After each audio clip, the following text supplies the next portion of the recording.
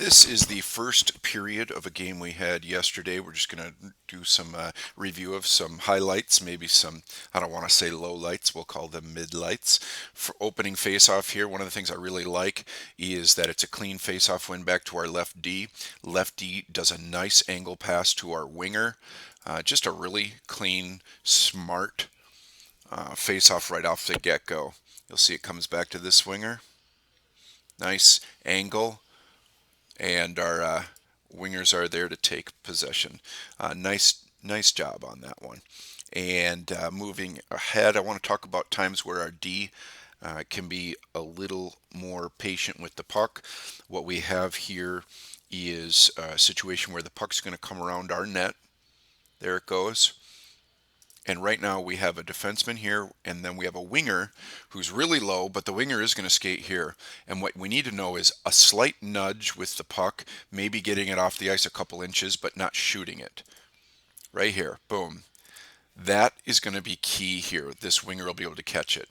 Instead of just nudging the puck, we shot it too hard, and it ends up almost being like a pass to their uh, pass to their defenseman. Get a feel for how much velocity you're going to put on that puck.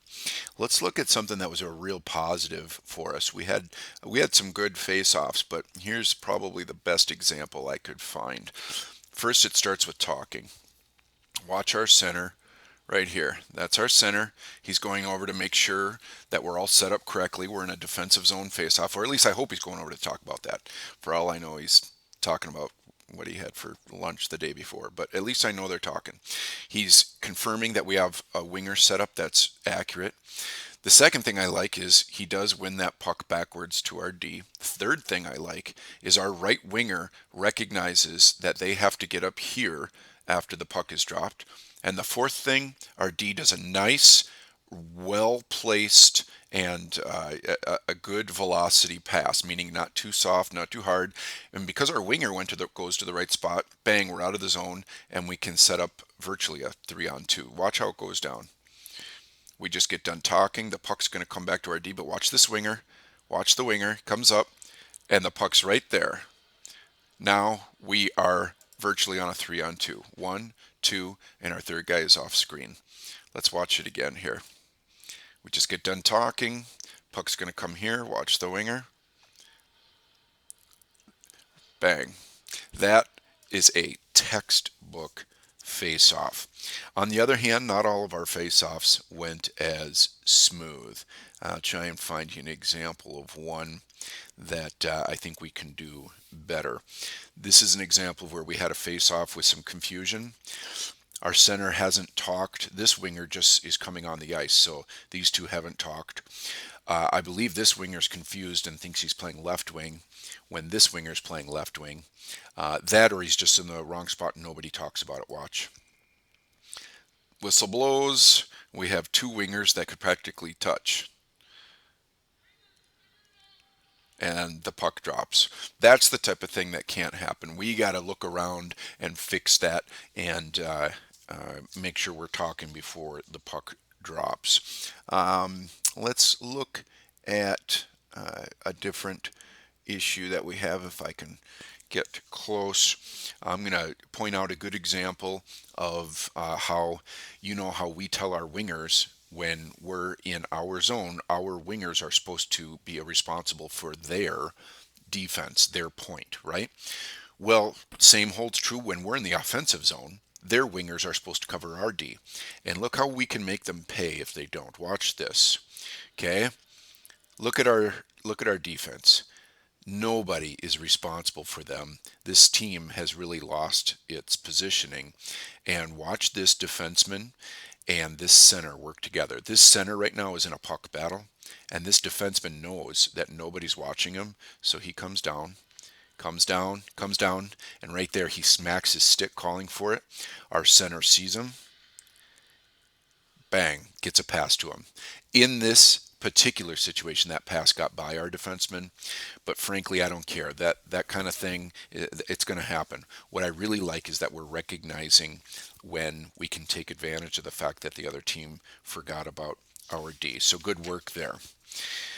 Let's see if we can move to a different section here. It takes a little bit for the video to find its way here, but we're going to look at an example where in our defensive zone, our center and our 2D need to work together and recognize when there is an outnumbered situation. Okay, this is what we're looking at. We're in our defensive zone. We have a defenseman here in the corner, and watch, the other team's going to gang up on him 2-on-1. Okay, you see this? This defenseman's here, the puck is right at his feet, and there are two opposing players on him. Well, we need to recognize that one of our players needs to join that battle, and it's not this winger. This winger's responsible for him. It's not this winger. This winger's really, really low and should be higher up here, responsible for this guy. It's got to be either our centerman or our D. And whoever doesn't go is responsible for this guy. Instead, our defenseman's in the corner duking it out 2-on-1, and we officially have three guys watching one guy in front of the net.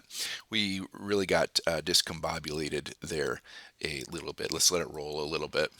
I'm going to go back 10 seconds so you can see how it unfolds. Okay, puck finds its way in the corner. They're ganging up on our D. 2-on-1, 2-on-1, 2-on-1, 2-on-1, 2-on-1. Nobody's helping. Nobody's helping. And then finally our center did join right there. Now we're going to have the same issue coming up here in a second. That puck just went behind our net.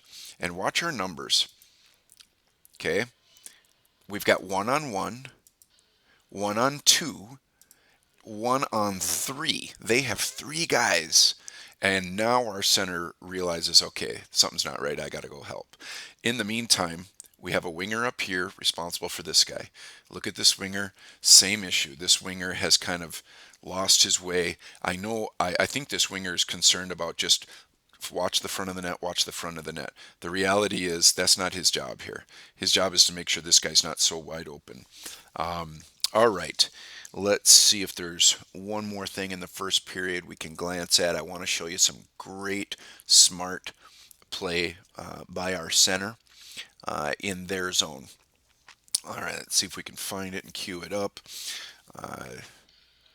All right, here's the play, and here's our center. Matter of fact, let's go back 10 seconds so you can get a feel for how it's getting set up. The video is a little touchy here. All right, here's our center right here.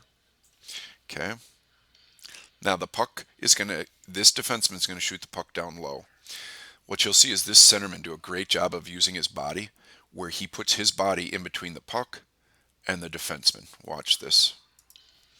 Puck gets down low. Right here, he turns hard. You see him turn, so his body is between the puck, which is right here, and the defenseman. Second thing that center does really smart is he comes up the boards, and right here, what I see too often is our centers will blindly just cut to the middle thinking, I hope I can go beat this guy, I can beat this guy, I can beat this guy, and I can beat this guy. I can beat all four of those guys and hopefully score a goal. What this center does is he resists the temptation to do that, and he puts the puck down the boards this way, which is great because he's got two line mates right here. Look, two line mates who should be there. They should be ready for that puck to come down the boards. Okay. Now in this situation, the puck goes a little fast and they're not quite ready for it. So that puck gets all the way around the back of the boards. But that's not an issue. What I really like is that we've got smart play. Just let it roll again. Here's our defenseman with the puck. He's going to shoot it low. Just watch how the center handles the play in our zone. Good use of the body right here. Works the puck up. Doesn't take a blind cut. Puts it back.